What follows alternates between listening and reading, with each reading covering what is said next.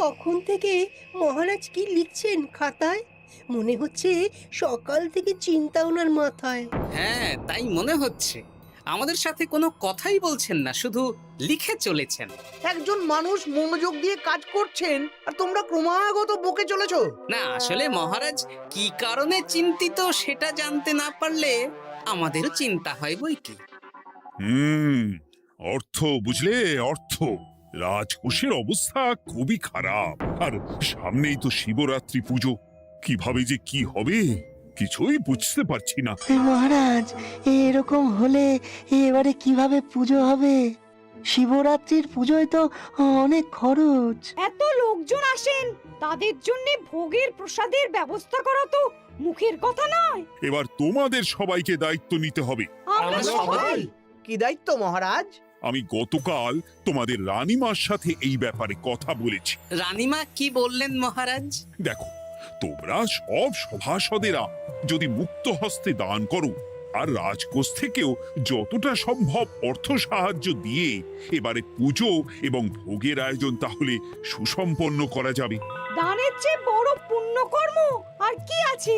যে সভাসদ সবচেয়ে বেশি দান করবে তাকে পরে কিছু অর্থ সাম্মানিক হিসেবে দেওয়া হবে। আচ্ছা মহারাজ। তাহলে আজ রাজসভার আলোচনা এইটুকুই রইল, বাকি কথা পরে হবে। বলি গিন্নি, আমি খুব সমস্যার মধ্যে আছি বুঝলে। হ্যাঁ, তোমার তো অর্থের টান ধরলেই আমার কথা মনে পড়ে গো। কি করে বুঝলে? বাবা, বুঝবো না? এতদিন ধরে তোমার সাথে সংসার করছি, তাও বুঝবো না? আমি কি আজকাল আর তোমার কাছে চাই বলো? আমার মা আমার নাম রেখেছিল পার্বতী, আর বলেছিল দেখিস তুই ভগবান শিবের মতন বর পাবি। তোমাকে পেয়েছি, কিন্তু সাথে পেয়েছি অভাব। হ্যাঁ, সে যতই অভাব হোক, মন্ত্রী মশাইয়ের মতো স্বভাব তো নষ্ট করিনি গিন্নি। সেই জন্যেই তো তোমার সংসারে পড়ে আছি গো, নইলে কবে এই চাল চুলোহীন সংসার ছেড়ে চলে যেতুম। হ্যাঁ, বলছি শোনো না, এই কিছু মোহরের খুব দরকার। এবার মন্দিরে শিবরাত্রির পুজো হবে, কিন্তু মহারাজ তেমন খরচ করতে পারবেন না। তাই তাই কি? তাই আমাদের সব সভাসদদের বলেছেন দান করবার জন্য। এই দেখো, আমার যা গয়নাগাটি ছিল সবই তো বন্ধক রাখা আছে, নইলে বলতাম। আরে বাবা, সে তো জানি, কিন্তু আর কোনো উপায় নেই। কি বলি বলো তো? দেখি কি করা যায়। আরে বাবা রে বাবা, এত চিন্তা ভাবনা না করে বাবা মহাদেবের ওপর ভরসা রাখো গো, উনি কোনো একটা পথ দেখাবেন। দেখো, দেখা যাক গিন্নি, উনি এখন আমার আশা ভরসা।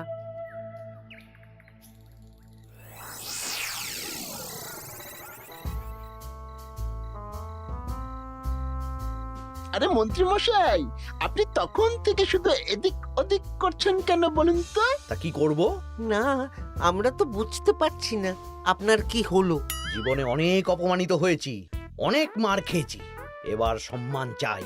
আর কেউ সম্মান না করলেও আমরা কিন্তু আপনাকে বেশ সম্মান করি মন্ত্রী মশাই। তোদের সম্মান আর মহারাজের সম্মানের মধ্যে অনেক পার্থক্য আছে। না, ওই এই ছোট মুখে বড় কথা বলছি মন্ত্রী মশাই, ক্ষমা করবেন। হ্যাঁ, মহারাজ আপনাকে কেন সম্মান করবেন? সামনে শিবরাত্রি, প্রত্যেক বছরের মতন এবছরেও গ্রামের মন্দিরে রাজবাড়ির তত্ত্বাবধানে পুজো হবে, আর সেই পুজোয় আমাকে দান করতে হবে। তা করুন, আপনার কি অর্থের অভাব নাকি? আরে বাবা, সব অর্থ দিয়েই তো তোদের গিন্নিমার গয়না বানিয়ে দিয়েছি, আমার হাতে আর আছে কই? ও, এই সামান্য ব্যাপার। আপনি মাছের তেলে মাছ ভাজুন। হ্যাঁ, আমিও তো তাই বলতে চাইছি। খোলসা করে বলতো তুই কি বলতে চাইছিস? মানে আমি বলতে চাইছি, আপনি আমাদের দায়িত্ব দিন, আমরা রাজ্যবাসীদের থেকে চাঁদা তুলবো, ভিক্ষে করব। আরো অনেক কায়দা করে অর্থ উপার্জন করে আপনার হাতে দেব, আর সেই অর্থ আপনি নিজের বলে চালিয়ে দেবেন।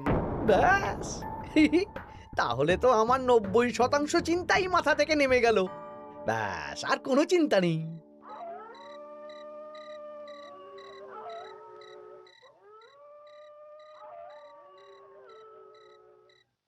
কি গো, এত রাত হয়ে গেল, এখনো ঘুমোচ্ছ না কেন বলো তো? হ্যাঁ, খুব চিন্তা হচ্ছে গো গিন্নি, এখনো বুঝে উঠতে পারিনি যে কি করে দান করব। শুধু অর্থদানই কি দান নাকি গো? শিব ঠাকুর তো আমাদের প্রত্যেকের মধ্যেই রয়েছেন গো। হ্যাঁ, তা তো তিনি আছেন। তুমি বরং ভক্তদের সহযোগিতা করো। পুজোর দিন ভক্তরা দূর থেকে যাতে মন্দিরে আসতে পারে সেই ব্যবস্থা করো। মন্দির প্রাঙ্গণ পরিষ্কার পরিচ্ছন্ন রাখো। হ্যাঁ, ঠিক বলেছো গিন্নি, এটা তুমি ঠিক বলেছো।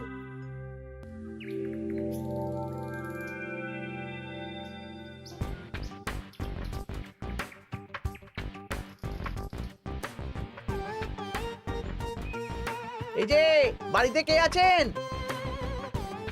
মন্ত্রী মশাই বলুন। হ্যাঁ, তা প্রত্যেক বছরের মতন এই বছরেও তো শিবরাত্রি উপলক্ষে মন্দিরে পুজো হচ্ছে, জানেন তো? হ্যাঁ, সে তো জানি, কিন্তু আমার গিন্নির পায়ে এত ব্যথা যে এবারে আর জল ঢালতে যেতে পারবে বলে তো মনে হয় না। তাতে কি, আপনি দান করুন, বাবা দূর থেকে আশীর্বাদ দিয়ে দেবেন। দান? তা কিসের দান? এত ধুমধাম করে পুজো হবে, তার দান। এ কি, এতদিন ধরে মন্দিরে তো দান দেওয়ার কোনো ব্যাপার ছিল না। এবার আছে। দান করা সবচেয়ে বড় ধর্ম। আহ, আমরা বুড়ো বুড়ি খুব অল্প অর্থে সংসার চালাই। আমাদের ছেলে যেটুকু পাঠায় তা দিয়েই চালাই। আমরা আর কি দান করব মন্ত্রী মশাই? দরকার হলে কদিন না খেয়ে থাকবেন, বাবার নামে উপোস করবেন, আর যে দান করবে না আমি তাকে এই রাজ্যে থাকতে দেব না। ওরে বাবা রে, দিচ্ছি দিচ্ছি দিচ্ছি। আর শুনুন, এই দানের ব্যাপারটা যেন 5 কান না হয়, নইলে কিন্তু। ওরে বাবা, না না না, ঠিক আছে ঠিক আছে। আজকে সারাদিনে ভালোই রোজগার হয়েছে, কি বলিস বটা? হ্যাঁ, কালকে আবার সারাদিন চাঁদা তোলা হবে। চাঁদা নয়, বল চাঁদার নামে দান তুলছি। হ্যাঁ, আর যা ভয় দেখাচ্ছি, কেউ ভয় মুখ খুলবে না। এই তো যাই, এরকম চলতে থাকলেই আমাকে সেরার সেরা দানি হওয়া থেকে কেউ আটকাতে পারবে না। এই তুমি এই ভর দুপুরে বস্তা কাঁধে নিয়ে কোথায় যাচ্ছ গো? একটু জঙ্গলের দিকে যাচ্ছে গিন্নি, শুকনো কাঠ নিয়ে আসি। পুজোর দিন তো ভোগের রান্না করতে জ্বালানি লাগবে, দেখি শুকনো কাঠ নিয়ে রাজবাড়িতে দিয়ে আসবো। বেশ বেশ বেশ, যাও। হে দেবাদিদেব মহাদেব, তুমি একটু দেখো বাবা।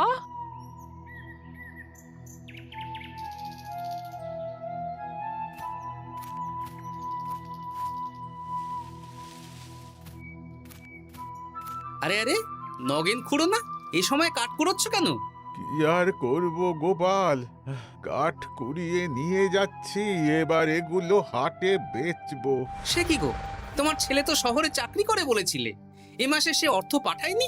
সে তো পাঠিয়েছিল বাবা, কিন্তু আর ভাগ্যের পরিহাস, কি বলবো বলো। কি হয়েছে, কোনো সমস্যা নাকি? না না না, সমস্যার কথা জানানো যাবে না, জানালেই আমাদের বিপদ। আরে কি হলো, চুপ কেন? কি গো খুড়ো, কিছু বলো। কাউকে বলবে না তো বাবা? না না, বলো না, আমি কাউকে বলবো না, আমাকে বিশ্বাস করতে পারো। আসলে আজকে সকালে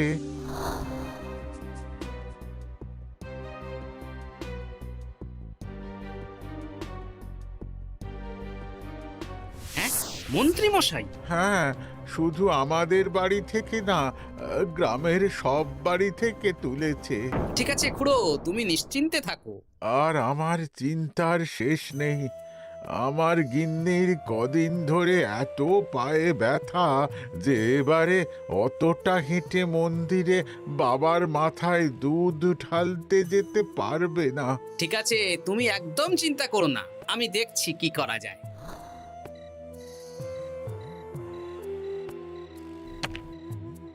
প্রহরী, এটা ভাড়ার ঘরে রেখে দিয়ে এসো। বলো গোপাল দিয়েছে, ভোগ রান্নার সময় জ্বালানি লাগবে তো, তাই এই কাঠ দিয়ে গেলাম। আচ্ছা গোপাল দাদা।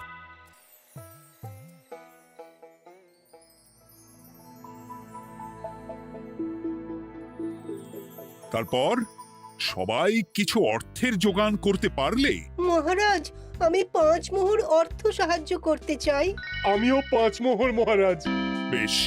গোপাল, মহারাজ, এখন আমার হাত একদম খালি, তাই আমি অন্যভাবে সহযোগিতা করার চেষ্টা করছি। কিরকম? এই তো গতকাল আমি 1 বস্তা কাঠ দিয়ে গিয়েছি, আজকে আরো দেব। তারপর আগামীকাল মন্দির চত্বর পরিষ্কার করব, আগাছা পরিষ্কার করব, পুজোর দিন ভিড় সামলাবো, যারা দূর থেকে আসবে তাদের একটা গরুর গাড়ি করে নিয়ে আসবো। আচ্ছা, বেশ বেশ, কর। মন্ত্রী, মহারাজ, এই নিন। এতে 200 মোহর আছে, আমি আরো দান করব। আপনি কোনো চিন্তা করবেন না মহারাজ। বাহ বাহ বাহ বাহ বাহ, এ তো বিশাল ব্যাপার। আমি জীবনে অনেক পাপ করেছি, তাই এখন দান করে একটু যদি পুণ্য লাভ হয় সেটাই আশা। বেশ বেশ। পণ্ডিত, তুমি আর রাজবৈদ্য তাহলে পুজোর দশকর্মা দ্রব্যাদি কেনাকাটা শুরু করো। এখন ধারে নিয়ে আসবে, পুজোর পরে সব শোধ করে দেওয়া হবে। আচ্ছা মহারাজ, ঠিক আছে। তাহলে আজকে আমি আর পণ্ডিত মশাই দুজনে বাজারের দিকে যাব আর সব দশকর্মার দ্রব্যাদি কিনে নিয়ে আসব। হ্যাঁ হ্যাঁ, তাই কর।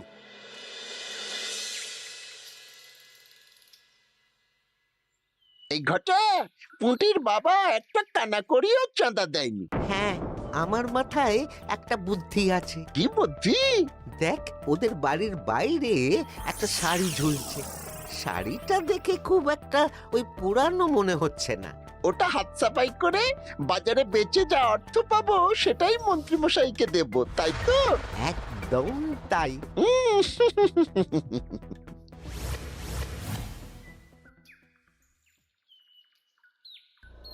হাই পুটি, দেখ তোদের বাড়ি থেকে বটা ঘটা কাকা শাড়ি চুরি করছে। হ্যাঁ, তাই তো। ন্যাপলা, ওরে বাবা রে, মরে গেলাম রে, ওরে মরে গেলাম। পালাও পালাও পালাও, ওরে বাবা। এই কি হয়েছে রে? চিৎকার করছিস কেন? আর বটা ওভাবে পালালো কেন? এই বটা ঘটা কাকা ওই পুটির মায়ের শাড়ি চুরি করে পালাচ্ছিল, আমরা ধরে ফেলেছি। সাব্বাস, এই তো চাই। তার মানে মন্ত্রী মশাই এখন দান করার জন্য চুরিও করাচ্ছে। বাহ! কি ভাবছো গোপাল দাদা? না, কিছু না। আচ্ছা পুটির বাবা, তোমাদের বাড়ি মন্ত্রী মশাই চাঁদা তুলতে আসেননি? এসেছিলেন তো, কিন্তু আমি বলে দিয়েছি আমি পারবো না। নিজেদের বীজ ধান কেনার অর্থ নেই, চাঁদা দেবো কি করে? আচ্ছা, এই ব্যাপার, এবার বুঝতে পেরেছি। অনেক ভয় দেখালেন, চমকালেন, কিন্তু কিচ্ছু দিইনি। তাই বটা ঘটা চুরি করতে এসেছিল, বুঝেছি। বেশ, এই সাবধানে থেকো। কিভাবে যে সংসার চালাবো? শোনো পুটির বাবা, তুমি এক কাজ করো। বলো। জঙ্গলে অনেক ধুত্র গাছ, আকন্দ গাছ আছে। তুমি পুজোর দিন সকাল থেকে মন্দিরের কাছে একটা ফুল মালা বেলপাতার দোকান দাও। এটা ভালো বুদ্ধি দিয়েছো। আমি তো এখন মন্দির প্রাঙ্গণ সাফ সাফাই করতে যাচ্ছি, আমি বরং কাজের ফাঁকে তোমার জন্য একটা ছাউনি দিয়ে মন্দিরের কাছে দোকান বানিয়ে দেব। তাহলে তো খুবই ভালো হয়। এই পুটি, তোরাও আমার সাথে চল, হাতে হাতে সাহায্য করবি। চল চল চল। চলো গোপাল দাদু।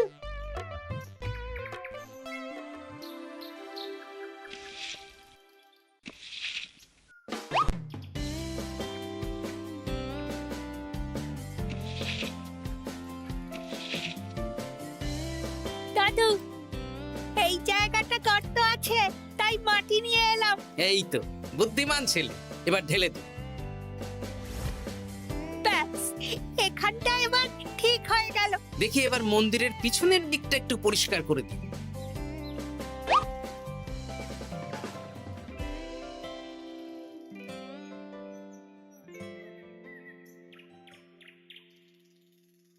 জয় মহাদেব।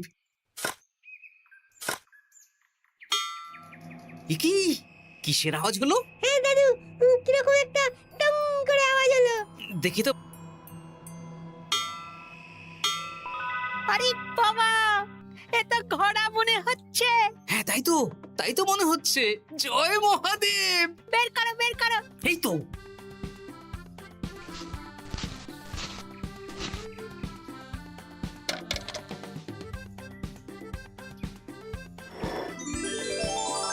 ও দাদু, এ তো সোনার মোহর। জয় মহাদেব। তুমি সত্যি আছো প্রভু, তুমি সত্যি আছো। একই দাদু, তুমি কাঁদছো কেন? সবই মহাদেবের কৃপা। মহারাজ বলেছিলেন দান করতে, মহাদেব নিজেই নিজের পুজোর ব্যবস্থা করে নিলেন রে। হ্যাঁ, তাই তো দেখছি দাদু। তবে শোন, এই কথাটা কাউকে বলিস না। আচ্ছা গোপাল দাদু, আমরা কাউকে বলবো না। হ্যাঁ।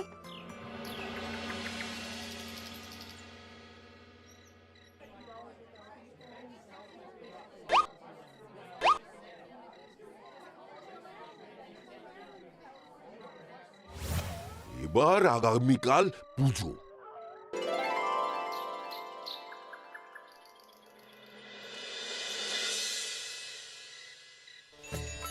জয় শিব শম্ভু, হর হর মহাদেব। হে প্রভু, হে মহাদেব, জগতের কল্যাণ করো ভোলানাথ। জয় শিব শম্ভু। জয় জয় শিব শম্ভু, জয় শিব শম্ভু। বাবা দেখো বাবা, বাহ বাহ বাহ বাহ, এই তো সব ভালোই হচ্ছে। ভালো তো হবেই মহারাজ, আমি যা দান করেছি পুজো পাঠ এবারে ধুমধাম করে হবে। দান করে অত অহংকার করতে নেই মন্ত্রী। এক হাতে দান করলে আরেক হাতকে জানাতে নেই, বুঝলে? বুঝেছি মহারাজ।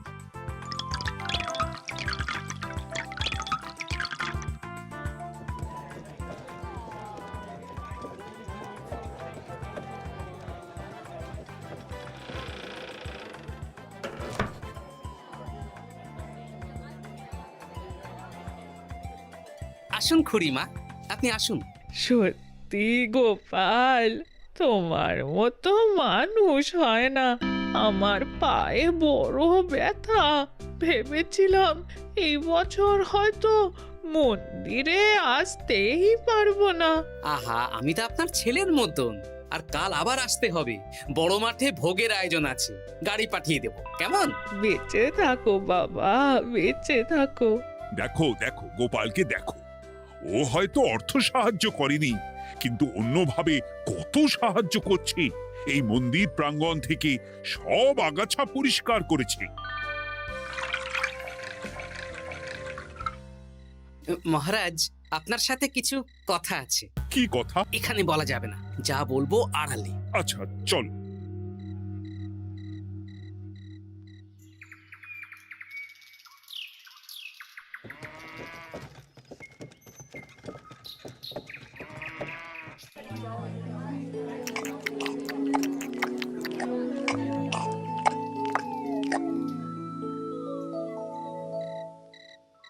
আজ সান্ধ্য সভায় সবাইকে আমি ডাকলাম, তার একটাই কারণ। কি কারণ মহারাজ? কি বলবেন আজ? গতকাল শিবরাত্রির পুজো আর আজ বেলার পুজোর ভোগ গ্রহণ পর্ব বেশ ভালোভাবেই সুসম্পন্ন হলো। এতে আমি খুব খুশি ও শান্তি পেয়েছি। তাই মহারাজ আমাকে সম্মান প্রদান করবেন, তাই তো? আমার মনে হয় আমি সবচেয়ে বেশি দান করেছি। না, তুমি তো কোনো নিঃস্বার্থ দানই করনি। মানে আমি যে কত মোহর দিলাম। ওগুলো তো লোকজনকে ভয় দেখিয়ে দানের নামে চাঁদা তুলে দিয়েছো। সেরেছে, সব জেনে গেছেন। হ্যাঁ, সেই জন্য সম্মান নয়, তোমাকে শাস্তি দেওয়া হবে। ওরে বাবা রে, ভুল হয়ে গেছে, ভুল হয়ে গেছে। ক্ষমা করুন মহারাজ, ক্ষমা করুন। এসব ক্ষমার অযোগ্য ভুল। যাই হোক, মহাদেবের কৃপায় মহাদেবের পুজো হয়েছে। তুমি যে অর্থ লোকজনের কাছ থেকে তুলেছিলে সেটা লোকজনের মধ্যেই বিলিয়ে দেওয়া হবে। তাহলে পুজোয় যা খরচ হলো তার বকেয়া কিভাবে মেটাবেন? সেটার ব্যবস্থা তো স্বয়ং মহাদেব করেছেন মন্ত্রী মশাই। হ্যাঁ, মহাদেব কিভাবে? আমি একদিন বিকেল বেলা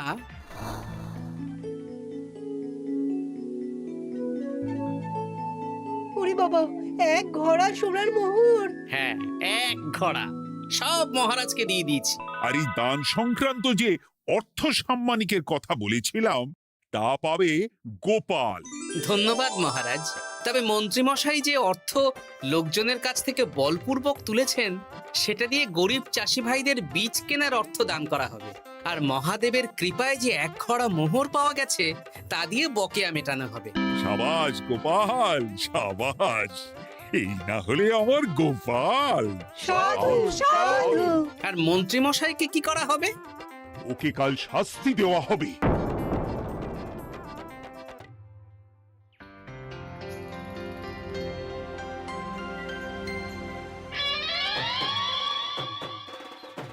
ও মহাদেব, ও শিব ঠাকুর, আমাকে ক্ষমা করে দিন, ক্ষমা করে দিন আমাকে।